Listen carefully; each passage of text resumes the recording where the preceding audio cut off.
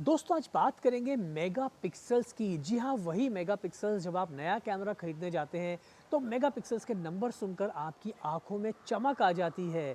तो दोस्तों आज हम जानने की कोशिश करेंगे मेगापिक्सेल्स की असली दुनिया क्या है, मेगापिक्सेल्स एक कैमरा में क्या मायने रखते हैं, क्या असलियत है मेगापिक्सेल्स की। क्योंकि ज़्यादातर ये भ्रम होता है हमें कि भाई अगर मेगापिक्सेल्स ज़्यादा हैं इसका मतलब है कि हमें क्या बेहतर इमेज क्वालिटी मिलेगी या हमारी जो फ़ोटोज़ है वो ज़्यादा बेटर क्वालिटी के साथ आएंगे। तो चलिए आज मैं इस भ्रम को तोड़ता हूँ। और अगर आप एक नया कैमरा खरीदने जा रहे हैं तो इस वीडियो को एंड तक ज़रूर देखिए। आज आपके काफ़ी सारे डाउट जो हैं वो क्लियर होने वाले हैं। अब दोस्तों बहुत ही आसान भाषा में समझने की कोशिश करते हैं कि मेगापिक्सल का क्या मतलब है। लेकिन मेगापिक्सल को समझने से पहले हमें समझना पड़ेगा कि पिक्सल क्या होता है, यानी कि व्हाट इज़ पिक्सल। तो यहाँ पर थोड़ा सा आसान मैं आपको बनाता हूँ ताकि हर व्यूअर जो है बहुत ही सरल लैंग्वेज में आसानी से इस बात को समझ जाए। तो देखिए जब बात आती है पिक्सल की तो ये सरल भाषा में समझें तो हम इसे कहते हैं फोटो एलिमेंट। अब फोटो एलिमेंट का सबसे जो छोटा टुकड़ा होता है उसे हम कहते हैं पिक्सल, यानी कि बहुत ही टाइनी टुकड़ा, उसे हम कहते हैं पिक्सल। तो अगर हम बात करें 1 मेगापिक्सल की तो वहाँ पर आपको मिल जाते हैं करीब 10 लाख पिक्सल्स, यानी कि 1 मेगापिक्सल में आपको 10 लाख पिक्सल्स जो हैं वो कैप्चर होते हैं। सो अगर एक कैमरा 12 मेगापिक्सल का है तो वहाँ पर वो कैप्चर कर रहा है 1.2 करोड़ पिक्सल्स, यानी कि कितनी ज़्यादा डिटेल आपको 12 मेगापिक्सल्स के कैमरा में ही मिल जाती है। तो अगर इस लॉजिक से हम चलें तो अगर मेगापिक्सल्स वाला कैमरा जितने ज़्यादा मेगापिक्सल्स होंगे उतनी ज़्यादा डिटेल जो है वो कैप्चर कर रहा है। तो अगर हम बात करें 20 मेगापिक्सल की या 30 मेगापिक्सल के कैमरा की या 40 मेगापिक्सल्स की या 60 मेगापिक्सल्स की कैमरा की, तो इस फॉर्मूले से यह समझ में आता है कि भाई जितने ज़्यादा मेगापिक्सल होंगे उतनी ज़्यादा डिटेल जो है वो कैप्चर करेगा आपकी इमेज की, यानी कि इसकी इमेज उतनी अच्छी होगी। लेकिन यहाँ पर बहुत बड़ा लेकिन है, बहुत बड़ा एक डाउट है, यानी कि बहुत बड़ा जो है यहाँ पर एक कन्फ्यूजन है। तो उस लेकिन को, उस बड़े लेकिन को समझने की हम कोशिश करते हैं थोड़ी सी और आसान भाषा में। चलिए अब जानने की कोशिश करते हैं उस बड़े लेकिन की, उस बड़े डाउट की। तो अक्सर लोग सोचते हैं कि जितने ज़्यादा मेगापिक्सल का कैमरा होगा उतनी बेहतर इमेज क्वालिटी आपको मिलेगी। तो ये बात जो है बिल्कुल सच नहीं है दोस्तों। आपका जो मेगापिक्सल्स है वो सिर्फ बताता है उस फोटो का साइज़ कितना है, उसकी क्वालिटी नहीं। तो किसी भी फ़ोटो की क्वालिटी डिपेंड करती है उस कैमरा के सेंसर के साइज़ पर, आप किस तरह का लेंस यूज़ कर रहे हैं और फिर बाद में आप किस सॉफ्टवेयर पे, किस तरह से सॉफ्टवेयर पे उस पिक्चर को एडिट करते हैं वगैरह वगैरह, उस पर इमेज की क्वालिटी जो है वो डिपेंड करती है।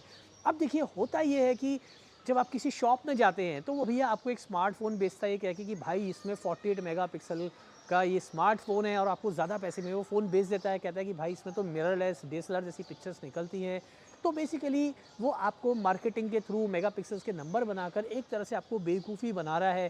क्योंकि भाई इस स्मार्टफ़ोन का जो सेंसर का साइज़ है वो एक मिररलेस से या फिर एक डीएसएलआर कैमरा से बहुत ही छोटा होता है। तो अगर वो 48 मेगापिक्सल है एक छोटे से सेंसर में, तो डेफिनेटली जब आप पिक्चर्स खींचेंगे अलग अलग लाइटिंग कंडीशन में तो वहाँ पिक्चर आपको बहुत नॉइज़ी नज़र आएगी, क्लियर नज़र नहीं आएगी, काफ़ी सारे जो है उसके अंदर आपको ग्रेन्स वगैरह नज़र आएंगे, जो क्लैरिटी के इशूज़ आ जाएंगे। The reason is because the sensor size is very small. But at the same time एक 48 मेगापिक्सल का आप एक फुल फ्रेम कैमरा यूज़ कर रहे हैं या क्रॉप सेंसर कैमरा यूज़ कर रहे हैं तो वहाँ पर आपको बेटर इमेज क्वालिटी मिलेगी क्योंकि उसके सेंसर का साइज़ जो है वो काफ़ी बड़ा है। तो इस बात को आप बहुत आसानी से समझने की कोशिश करिए। चलिए एक एग्जांपल और देता हूँ। ऐसा समझिए कि एक छोटा सा रूम है और उसके अंदर मैंने जो है 12 लोगों को बैठा दिया।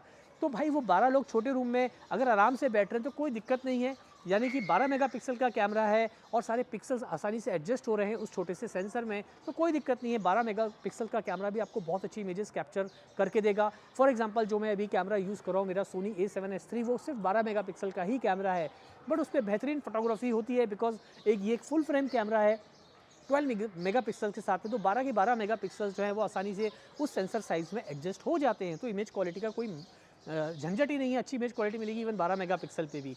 लेकिन अगर उसी छोटे रूम के अंदर मैं डाल दूंगा करीब समझिए 26 या 35 या 33 मेगापिक्सल्स, तो क्या होगा, उन पिक्सल्स को या उन लोगों को बैठने में थोड़ी तकलीफ होगी क्योंकि रूम का साइज़ छोटा है। वो लोग आपस में टकराएंगे, थोड़ा क्लोज बैठेंगे, हिलेंगे डुलेंगे तो आपस में टकराने लगेंगे। तो क्या होगा, नॉइज़ पैदा होगी। यानी कि छोटे सेंसर साइज़ में अगर आप ज़्यादा मेगापिक्सल डाल देंगे तो नॉइज़ आने लगती है, क्लैरिटी जो है उसके इश्यूज़ आने लगते हैं वगैरह वगैरह। हालांकि नंबर्स एडवर्टाइजिंग में बड़े सुंदर लग रहे हैं कि भाई इसमें 48 मेगापिक्सल मिल रहे हैं, 30 मेगापिक्सल मिल रहे हैं वगैरह वगैरह, बट सेंसर का साइज़ तो छोटा है। तो आप सेंसर के साइज़ को देखिए कि सेंसर का साइज़ क्या है और फिर मेगापिक्सल्स के नंबर को।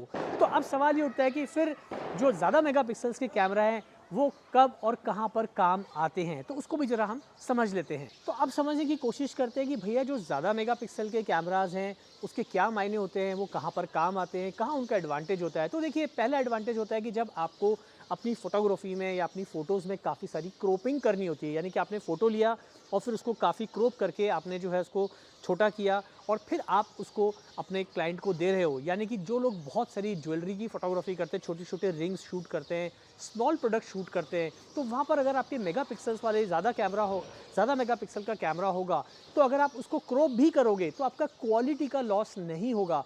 मान लीजिए आपके पास में एक 60 मेगापिक्सल का कैमरा है या आपके पास में एक 36 मेगापिक्सल का कैमरा है, 33 मेगापिक्सल का कैमरा है। आपने एक छोटी सी रिंग की फ़ोटो ली, आपने उसको क्रॉप किया और जब आप क्रॉप करोगे तो रिंग थोड़ी बड़ी भी नज़र आएगी और इमेज की क्वालिटी का लॉस भी नहीं होगा।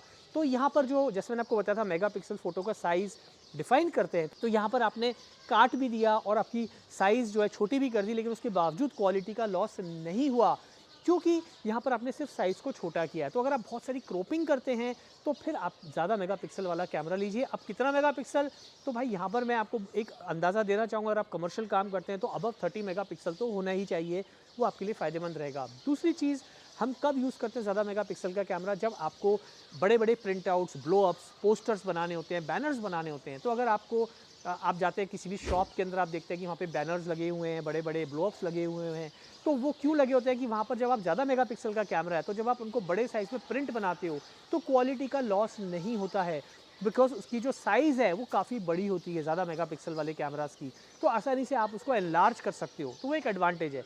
सिमिलरली अगर आप जो मेगापिक्सल जिसमें कम होते हैं, अगर आप उसको एनलार्ज करोगे तो फ़ोटो जो है वो फट जाती है, पिक्सल्स जो हैं वो फटने लगते हैं और इमेज की क्वालिटी जो है वो डिटेरियोरेट होने लगती है और ख़राब नज़र आती है।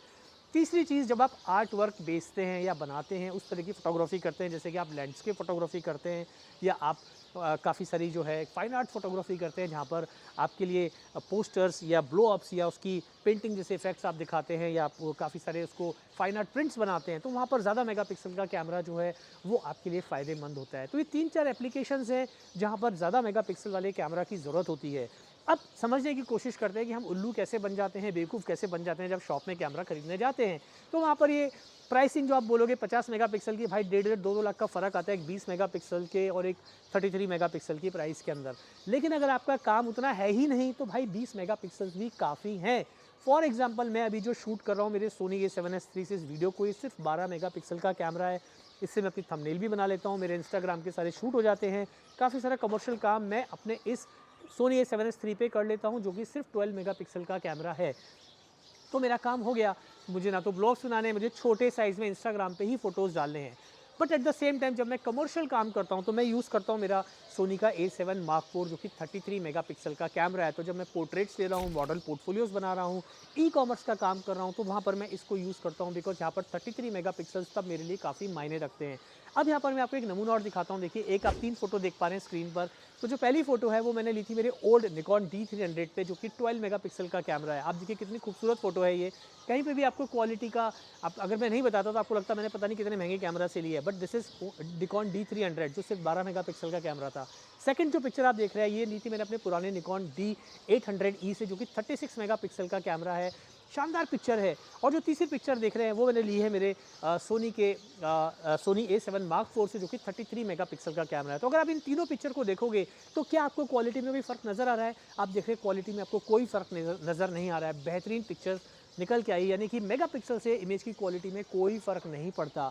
तो इस बात को समझ लीजिए कि कब फ़र्क पड़ता है, कब फ़र्क नहीं पड़ता है, मैंने आपको अच्छे से एग्जांपल्स के थ्रू बताया है।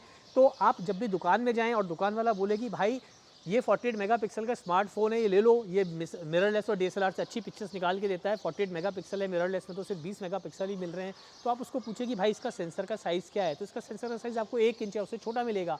बट यहाँ पर सेंसर का साइज़ या तो आपको APS-C सेंसर मिलेगा, क्रोप सेंसर जो कि अच्छा होता है, और या फिर फुल फ्रेम मिलेगा 36x24 mm का, वो भी काफ़ी अच्छा सेंसर होता है। तो अगर वो कैमरा सिर्फ 12 या 20 मेगापिक्सल का भी है तो डेफिनेटली ये कैमरा आपको ज़्यादा डिटेल के साथ में, अच्छी कलर एक्यूरेसी के साथ में बहुत ही बेहतरीन पिक्चर्स निकाल के देगा एज़ कम्पेयर टू स्मार्टफोन।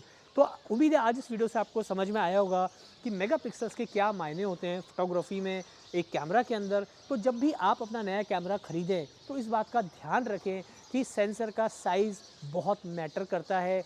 फिर मेगापिक्सल्स कितने सारे उसमें एडजस्ट ठीक से हो रहे हैं वो मैटर करता है। सेंसर का साइज़ छोटा रहेगा, ज़्यादा मेगापिक्सल्स होंगे तो नॉइज़ आने के चांसेस हैं।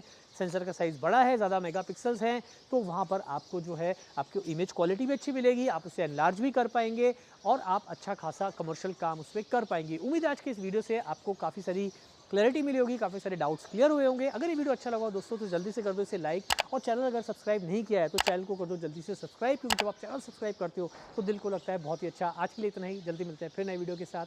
Thanks for watching.